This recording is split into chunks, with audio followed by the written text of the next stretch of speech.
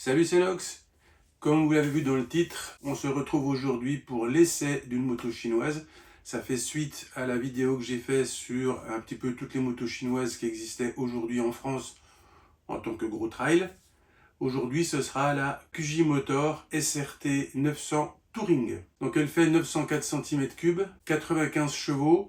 Alors pour vous donner une idée, comparé à d'autres motos, c'est à peu près la même chose que la 900 Vosges.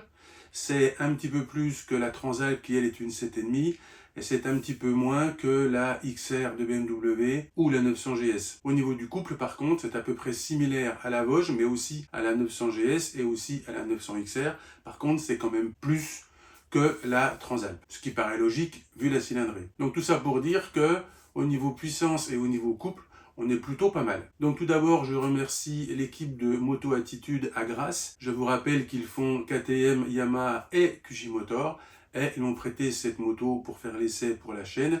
Et c'est vraiment très sympa de leur part. Avant d'aller faire l'essai ensemble, je pense qu'il est temps de vous abonner. C'est bon? C'est fait? Oui?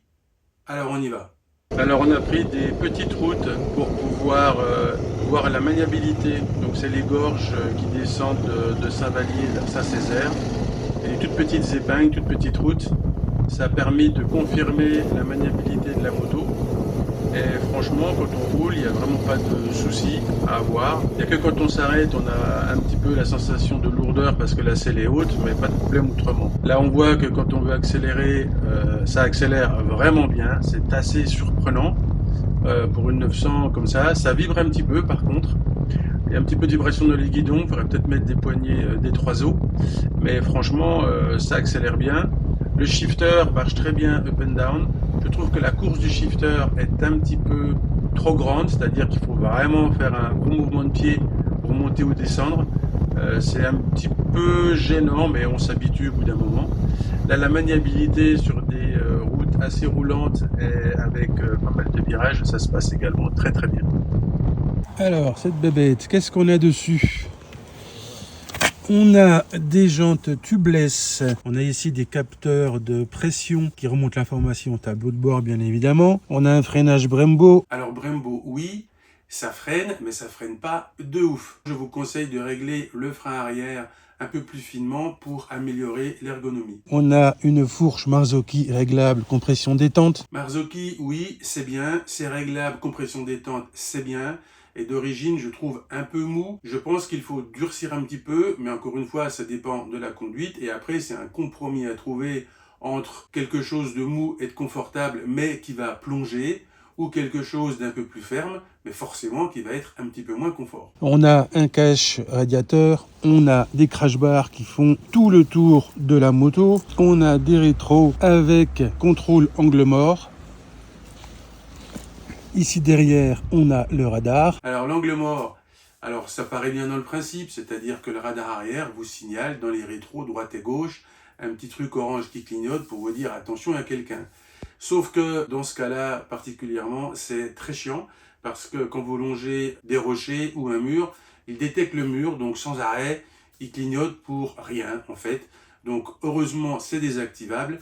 Donc ça, c'est un truc qu'il va falloir désactiver. On a les supports de valises. Alors les valises, oui, les valises, c'est bien, c'est des valises alu, mais, déjà, le volume. On annonce 112 litres sur la dock. Pour moi, c'est faux. C'est peut-être le volume extérieur, mais pas du tout intérieur. Le top case n'est pas spécialement gros. Il est bien, mais pas spécialement gros. La valise de gauche, ça va encore. Mais la valise de droite, elle est ridiculement petite. Donc on annonce 112 litres sur la dock. Moi, je pense qu'on est largement en dessous des 100 litres au niveau chargement. Par contre, à l'intérieur, c'est plutôt bien fait. Il y a un petit peu du feutre partout, donc c'est joli, c'est bien fait. Après, c'est pas la finition de JV non plus, on est d'accord. Au niveau des fermetures, on voit bien que c'est pas non plus du super haut de gamme. Mais enfin bon, ça a le mérite d'être là. Et franchement, c'est pratique, c'est bien. Mais ne vous attendez pas aux 112 litres prévus. On a les Diabolos. Alors les Diabolos, c'est super, il y a des Diabolos. Je ne vois pas trop l'intérêt quand on a une béquille centrale, mais j'ai peut-être loupé un épisode, je sais pas. On a la béquille centrale, on a le régulateur de vitesse, poignée chauffante, selle chauffante avec accès direct. Poignée et selle chauffante. Alors là, il y a un truc qui est super, c'est qu'il y a un bouton d'accès direct. sur la GS, je suis obligé d'aller dans 15 000 sous-menus pour changer ça.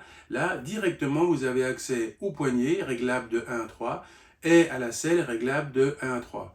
Alors, quand j'ai fait ma petite balade, il faisait super beau, comme vous avez pu le voir sur la vidéo. Par contre, quand on est arrivé vers Commes-sur-Artuby, il faisait 2 degrés. Là, j'étais vraiment content d'avoir les trucs chauffants. Donc les poignets, je les ai mis à fond, je les ai mis à 3. Ça chauffe, mais ça brûle pas. Donc 3, en tout cas pour moi, c'est tout à fait supportable. Je pense que pour quelqu'un de normal, 2, ça suffira largement. Et moi, j'ai un petit peu, j'aime bien quand il fait chaud les mains, donc 3. Par contre, la selle, j'avais mis 2, j'ai remis à 1, parce que déjà à 2, j'ai l'impression de me brûler la peau duc, donc 3, je ne le conseille même pas. On a les leviers réglables. On a une bulle qui protège vraiment très bien, mais qui n'est pas réglable, elle. On a un réservoir de 25 ou 24 litres. Réservoir, alors 25 litres à peu près, 24 ou 25 litres. C'est plutôt très bien, c'est plutôt dans le haut du panier au niveau du volume. Et comme elle ne consomme pas beaucoup, elle est donnée pour 5 litres au 100. Alors j'ai pas calculé exactement combien j'ai consommé durant ma balade, mais j'ai consommé très peu. Donc je pense qu'on a effectivement une consommation qui est très raisonnable. Ça veut dire que ça fait une autonomie de quasiment 500 bornes. Là par contre, on est plutôt en haut de la liste comparé à la concurrence. C'est plutôt très très bien en autonomie. Alors par contre, évidemment, ça rajoute un petit peu de poids en hauteur, mais franchement, c'est plutôt très bien. Alors après, la consommation va forcément dépendre si vous êtes seul, chargé, à deux, en montagne, sur plaine, etc.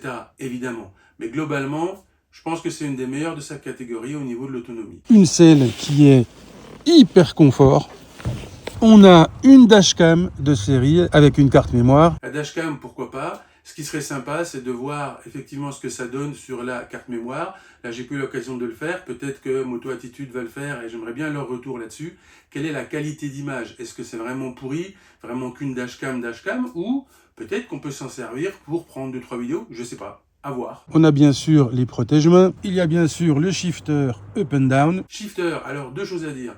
La première, c'est qu'effectivement, il fonctionne up and down. Par contre, si en mode balade, c'est vraiment du beurre, quand on est en charge, là, on sent quand même une rupture de couple. On sent un à-coup à la montée. Il faut s'habituer, mais ça nuit un petit peu au confort. Et la deuxième chose, c'est l'amplitude du levier. Il faut vraiment faire un grand mouvement autant en montée qu'en descente pour passer la vitesse ou rétrograder. Là, par contre, il faut s'habituer. Moi, c'est sûr que j'ai une course qui est vraiment très faible, donc ça m'a beaucoup changé, mais bon, j'ai une histoire d'habitude. Mais il faut le savoir. Suspension arrière, Marzocchi aussi réglable, compression détente. Marzocchi arrière, donc pareil qu'à l'avant. Celle que j'avais était un peu dure, mais comme pour l'avant, c'est réglable compression détente, donc faut en profiter et le régler comme vous avez envie, vous. Franchement, elle est stylée cette bestiole, et le noir et jaune or là, ça pète plutôt bien. Alors, ce qu'il y a également sur cette moto, il y a le ride-by-wire, ça veut dire que la poignée d'accélérateur elle est électrique, il n'y a plus de câble. Il y a 3 modes de conduite, il y a pluie, standard et sport. Il y a le traction control, il y a, vous l'avez vu, l'écran TFT 7 pouces qui est vraiment très lumineux. Il est pas tellement incliné, ça veut dire que même si un jour vous roulez debout, vous le verrez parfaitement bien. Il a toutes les informations de contour, de compteur de vitesse, etc. Vous avez pu le voir, température des pneus, pression des pneus. Ce qui manque peut-être, c'est effectivement la température extérieure. Alors, elle est annoncée à 257 kg. Ça peut paraître lourd, mais en fait, c'est le poids donné tout plein fait avec les valises, avec les supports de valises, avec le crash bar qui a l'air d'être en ferraille pleine, parce que la moto d'essai que j'avais, elle est tombée 2 fois, apparemment ce qu'ils m'ont dit à la concession à gauche et à droite. Il y a une petite rayure sur le crash bar et c'est tout. Elle a absolument rien eu. Donc c'est vraiment du Panzer Division, mais ça doit peser un âne mort. Donc considérant ça, si on dit à sec, sans les supports valises, sans les valises, sans les crash bars, eh bien on retombe dans les 210-15 kg, donc tout à fait comparable aux autres modèles. Si vous prenez d'autres marques qui, elles, vous donnent des poids qui sont sans rien, sans accessoires et à sec, bah oui, forcément c'est moins lourd, mais il faut comparer ce qui est comparable. Donc faites très attention au niveau des poids. Tous les constructeurs ne mettent pas les mêmes choses dans la balance. Ici, l'avantage de QJ, c'est que c'est le poids annoncé avec tout. Et donc, finalement, c'est pas si mal. Alors autre chose qui est important, c'est que comme je dis dans la vidéo, un petit souci, c'est la hauteur à l'arrêt. La hauteur de selle est relativement haute. Et comme la moto, elle était complète avec les crash bars, les valises, etc. En tout cas, les supports valises, C'est un peu lourd et donc pour les manœuvres, on n'est pas forcément à l'aise si on n'est pas grand. Alors sachez qu'il existe un kit de rabaissement qui baisse la moto de 5 cm. Et d'après la concession, ça n'influe en rien sur le comportement ni le confort. Donc 5 cm, c'est énorme. Donc même si vous n'êtes pas très grand, franchement, et que vous l'essayez avec le kit de surbaissement, il n'y a aucun souci, c'est vraiment fait pour tout le monde. Est-ce que QJ Motor aurait trouvé une formule magique? Et alors, bien évidemment, on arrive à la chose la plus importante, peut-être, c'est le prix. Et là, tout ça, pour moins de 10 000 balles. Et là, franchement, c'est canon. Si je compare ça avec une GS, alors, une GS, ça coûte 30 000 avec les accessoires, avec toutes les options et avec les valises. Est-ce que ça vaut vraiment 3 fois le prix? Alors, est-ce que c'est mieux une GS? Oui, c'est mieux, forcément, et heureusement. Mais est-ce que ça vaut 3 fois le prix? Bah, pas du tout. Franchement, pas du tout. Alors, il y a des petites imperfections, ok, ça vibre un petit peu, ok, mais franchement, pour le prix, il n'y a vraiment rien à dire. Tout ce que cette moto offre pour moins de 10 000 balles, mais franchement, moi, je suis bluffé. Tout ce que je vous conseille, c'est d'aller l'essayer pour vous rendre compte par vous-même. Mais franchement, si ça continue comme ça, et ben dans pas longtemps, on va tous rouler en chinoise. Sur ce, je vous souhaite une bonne journée.